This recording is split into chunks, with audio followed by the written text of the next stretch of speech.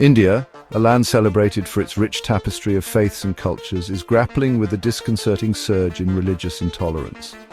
The nation, once hailed as a beacon of interfaith harmony, finds its social fabric increasingly strained by acts of violence and discrimination targeting religious minorities. Among the groups facing heightened persecution are Christians, a community that has peacefully coexisted in India for centuries.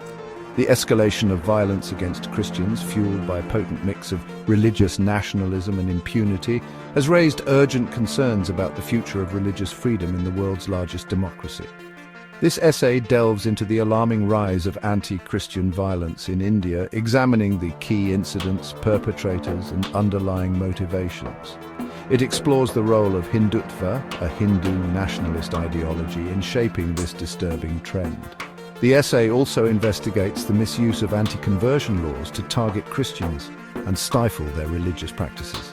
Furthermore, it sheds light on the alarming spread of Hindutva ideology to Western countries and its potential implications for global religious freedom. The rising tide of intolerance in India is a matter of grave concern, not only for the nation itself, but also for the international community. The persecution of Christians in India serves as a stark reminder of the fragility of religious freedom and the urgent need to protect the rights of all faith communities. The international community must raise its voice against these injustices and work towards fostering a world where people of all faiths can live together in peace and harmony.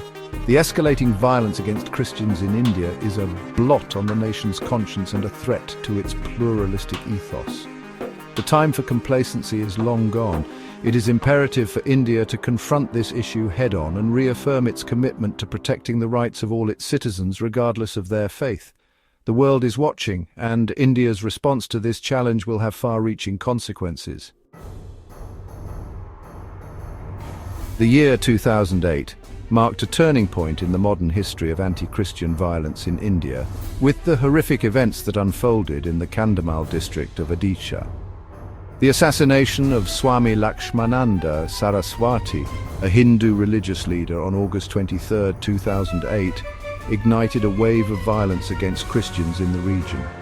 Although Maoist rebels claimed responsibility for the assassination, Hindu extremist groups were quick to blame Christians, accusing them of orchestrating the killing.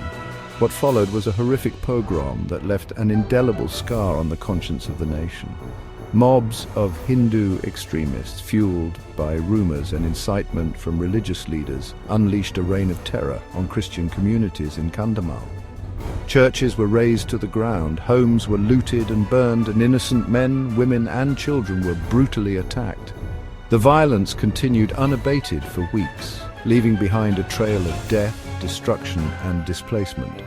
The official death toll stood at 38, but human rights groups estimate that over 100 Christians were killed during the pogrom. The Kandhamal pogrom was a stark reminder of the vulnerability of religious minorities in India and the brutal efficiency with which religious hatred can be mobilized to devastating effect.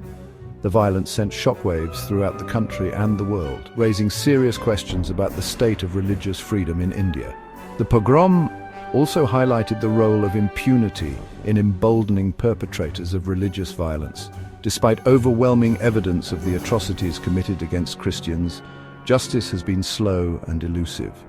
The Kandhamal pogrom was not an isolated incident, but rather a manifestation of the growing climate of intolerance and impunity that has been allowed to fester in India.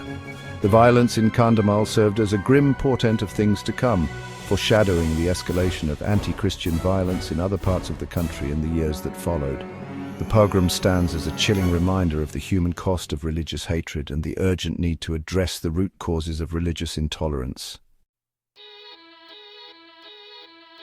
In recent years, the state of Chhattisgarh has emerged as a new epicenter of anti-Christian violence in India.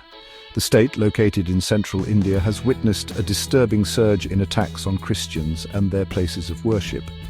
The violence has been particularly intense in the Basta region, a densely forested area inhabited by indigenous tribal communities. Christian missionaries have long been active in Basta, providing education, healthcare, and social services to the marginalized tribal population. The rise in anti-Christian violence in Chhattisgarh is closely linked to the activities of Hindu extremist groups who view the presence of Christians in tribal areas as a threat to their goal of establishing a Hindu Rashtra or Hindu nation. These groups accuse Christians of engaging in forced conversions of tribals, a charge that has been repeatedly debunked by Christian leaders and independent observers. However, these accusations have gained traction among some sections of the Hindu population, fueling suspicion and hostility towards Christians. The violence in Chhattisgarh has taken various forms, ranging from physical assaults and intimidation to the destruction of churches and the social and economic boycott of Christian communities. In several instances, Christians have been driven out of their homes and villages, forced to seek refuge in forests or other parts of the country. The violence has created an atmosphere of fear and insecurity among Christians in Chhattisgarh, forcing many to practice their faith in secrecy. The state government's response to the violence has been widely criticized as being inadequate and often biased against Christians. In many cases, police have failed to provide protection to Christian communities under attack, and in some instances have even been complicit in the violence. The impunity enjoyed by perpetrators of anti-Christian violence has further emboldened them, creating a vicious cycle of violence and impunity. Hindutva, a term often misunderstood, refers to a form of Hindu nationalism. It is not just a religious identity but a political ideology. Its proponents argue that it seeks to protect and promote Hindu culture and values. However, critics contend that it marginalizes non-Hindu communities and promotes a divisive agenda. This ideology has significantly influenced Indian politics and continues to shape the country's social landscape. It's a complex and, multifaceted issue that elicits strong opinions from both supporters and detractors. In India, various tools of oppression have been employed to marginalize minority communities. These include discriminatory laws, biased media representation, and state-sponsored violence. The aim is to create an environment of fear and submission, hindering any form of resistance or dissent. Hindutva's influence is not confined to India alone. There are concerted efforts to spread its ideology globally, targeting the Indian diaspora and sympathetic groups. This global outreach seeks to garner support, both financial and political, to further its agenda. It is crucial for the international community to recognize and address these issues. Advocacy, awareness, and solidarity are key in combating the spread of oppressive ideologies. Every voice counts, and collective action can lead to meaningful change.